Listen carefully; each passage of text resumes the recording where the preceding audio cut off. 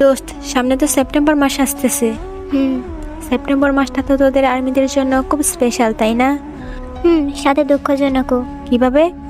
September মাসটা আমাদের আর্মিদের জন্য স্পেশাল এই জন্য কারণ সেপ্টেম্বরের 1 তারিখ আমাদের জাংকুকের বার্থডে এবং সেপ্টেম্বরের 12 তারিখ আমাদের লিডারজির বার্থডে।